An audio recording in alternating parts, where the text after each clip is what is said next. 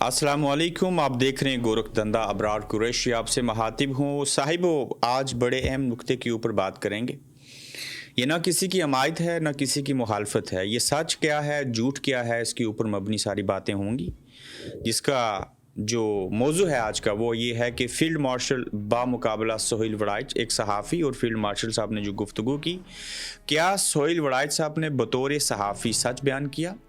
कौन सच्चा है कौन झूठा है, मामला असल में है क्या, इसकी कहानी क्या है, ये आपके सामने अपनी तहकीक के मुताबिक जो हकायक हैं वो रखेंगे आज।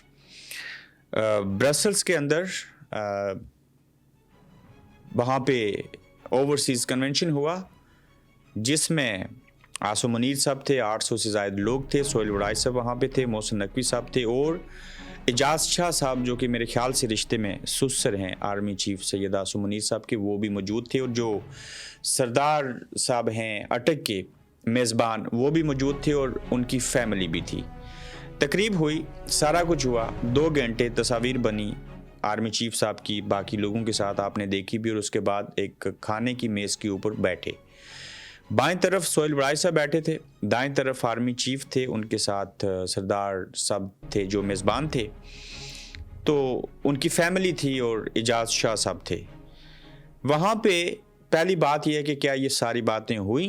बिल्कुल हुई। क्या सोहेल वड़ाइच साहब ने वही बातें लिखी जो कही गई? बिल्कुल वही बातें लिखी। क्या सोहेल वड़ाइच साहब ने कालम के अंदर सारी बातें वही लिखी? बिल्कुल सारी बातें वही लिखी। सवाल यह है कि क्या उनको ये लिखनी चाहिए थी? ये आगे चल के बताता हूँ। दूसरा सवाल ये है कि बात कहाँ से बिगड़ी, ये भी आगे चल के बात करते हैं। नंबर 1, सोहेल वड़ाइच साहब ने जब ये बातें कही गई उनको, उन्होंने बयान की, ये सब कुछ कहा उन्होंने, उसके बाद ये बातें लिख दी गई और फिर डीजी आईएसपीआर ने प्रेस रिलीज जारी करके इस बात की तरदीद कर दी। ये बड़ी हैरानकुन बात है कि एक सहाफ़ी सोहेल वड़ाइच हूँ या उनसे भी कोई बड़े सहाफ़ी हूँ, हालांकि ये खुद से बड़े सहाफ़ी हैं, इतना अरसा हो गया, मैंने खुद उनके 2 टॉक शो किए हैं, बड़ी नपी तुली बात करते हैं। कोई उनसे इख्तलाफ करे ना करे, जो मर्जी हो, ये अलग बात है।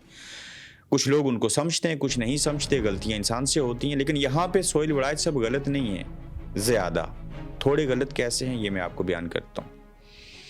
आप अक्सर लोगों से बात कर रहे होते हैं, तो मेरे साथ भी लोग बात कर रहे होते हैं तो कहते होते हैं अबरार साहब याद रखिएगा ये ऑफ द रिकॉर्ड गुफ्तगू हो रही है, तो जब आगे से ये बात कह दी जाए तो उसको ऑन द रिकॉर्ड नहीं लाया जा सकता और नहीं लाना चाहिए। अब जब ये वहाँ बैठे थे तो ये सारी बातें की गई, सारी बातें हुई, जो कुछ सोहेल वड़ाइच ने लिखा ये सारा कुछ वहाँ पे बयान किया गया।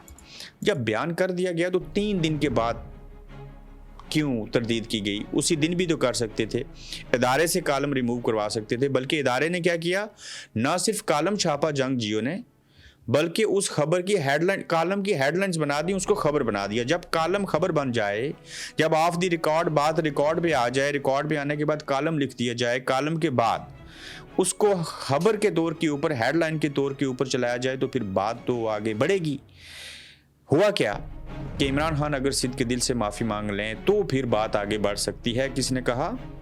फील्ड मार्शल सैयद आसो मुनीर साहब ने। किसने बयान किया? सोहेल वड़ाइच साहब ने।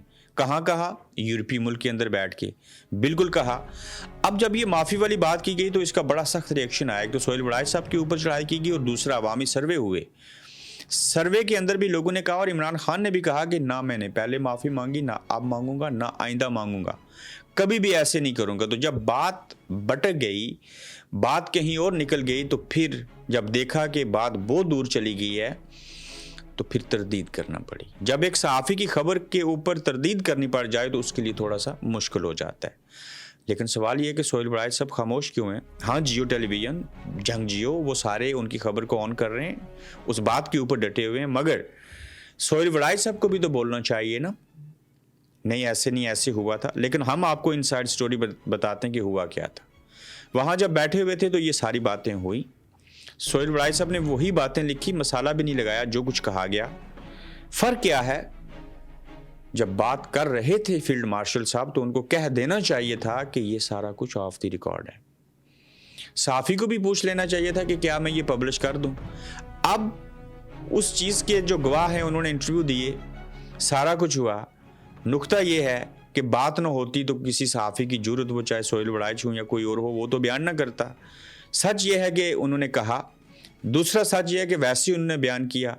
तीसरी बात यह है कि अब जब बयान कर दिया था तो फिर तरदीद कर दी, जबकि सोहेल वड़ाई साहब को ये पूछ लेना चाहिए था कि क्या ये बातें मैं कोट करूं या ना करूं। लेकिन मैं श्योर हूं, मेरे पास इस बात की कोई गारंटी नहीं है कि सोहेल वड़ाई साहब ने ये कन्फर्मेशन ली थी या नहीं ली थी, मगर बातें ज़रूर हुई, ऑफ द रिकॉर्ड बातें हुई, उनको ऑन द रिकॉर्ड लाया गया और तरदीद तीसरे दिन की गई। लेकिन मुझे ये भी लगता है कि अगर ऑफ द रिकॉर्ड हुई थी, ये परमिशन ना होती तो सोहेल वड़ाई साहब कभी भी ना लिखते।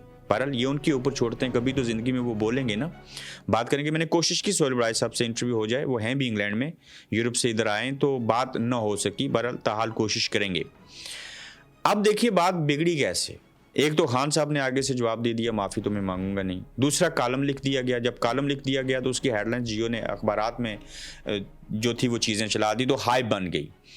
तब बात ज़्यादा बिगड़ी। ठीक है, ऑफ द रिकॉर्ड थी, आपने कॉलम लिख दिया, दैट्स फाइन।